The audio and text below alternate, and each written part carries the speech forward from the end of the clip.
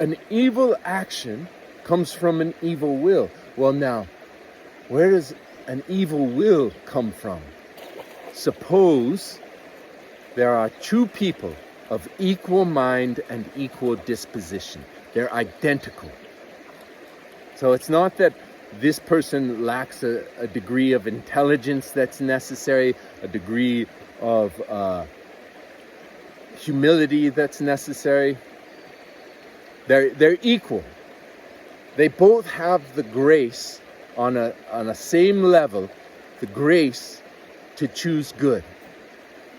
But these two people, one chooses good, one chooses evil. Now, why is there an evil will in that other person? These two people that have equal attributes, they're identical. And he now says, why is one able to have the will to maintain chastity and the other unable, and perverts the will that God has given that other person to turn to him, to turn to love, to turn to goodness, to turn to truth, to turn to beauty, and instead turns away from it and is unchaste. Now, this hypothetical of St. Augustine is fixed in reality. If you understand St. Augustine, if you understand human beings, those two identical people, they existed in St. Augustine. He has those two people existing inside of him, and is, if you read St. Augustine's Contemplation on Grace, completely and totally dependent upon God's grace to be that person who chooses chastity, who has the will to be chaste. Those two people exist in all of us in all sorts of temptations. Now, what's the answer? This is where it becomes mystical, in my opinion. This is the mysticism of St. Augustine. He says, where does that evil will come from that turns to unchastity, or fill in the blank, that turns to anger, hate? Where does that evil will come from that turns to a heart of a murderer, of an adulterer? Where does it come from?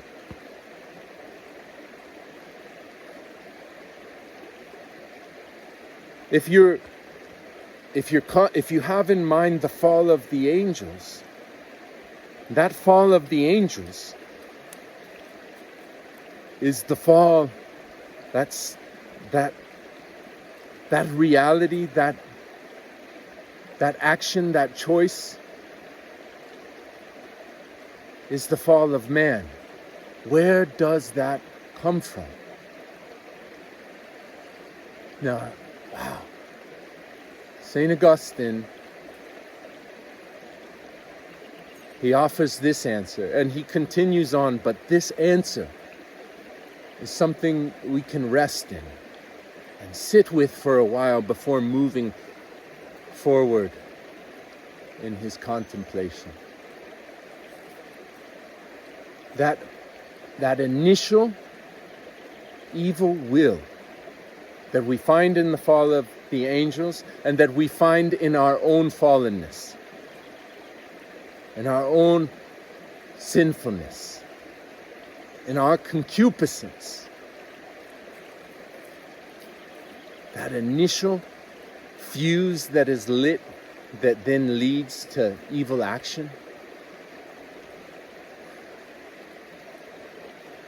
That's turning away from God, but it's turning to the nothingness that God created us from.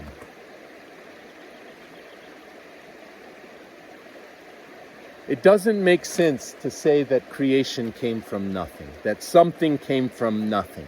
That is illogical. But God is not nothing. God is the source of everything. So it is logical, it is coherent to say that God, the source of everything, from nothing,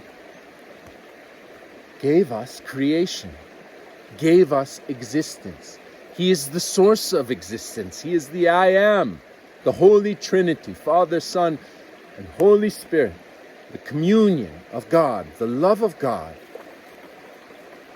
the source of all life, produced life without matter, without a material world. God is the source of the material world. The material world subsists within the existence of God.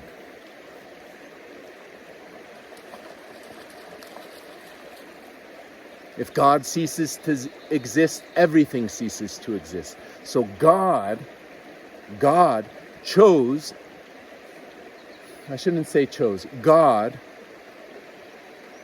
in His ever-present, ever now, eternal now, in the reality of God, creation was born.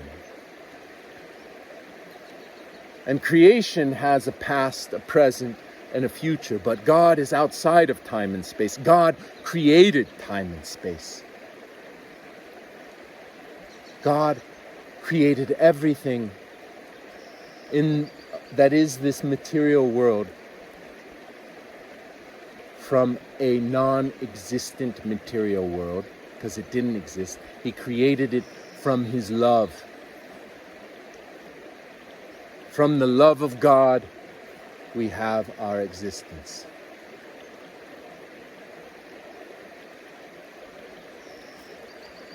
And when that evil will of ours arises, what is happening is we are turning away from God.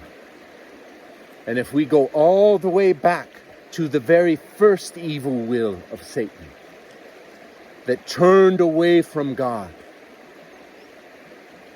even before there was a material world perhaps, when there was just the contemplation of angels in communion with God, in that spiritual realm, the angels, when they turned away from God, they were turning to the nothingness that was there before they were created. And just know that God weeps for us when we turn away and we choose that void where there's no life.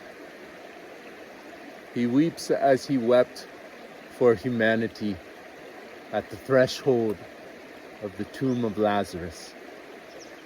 Abide the fire.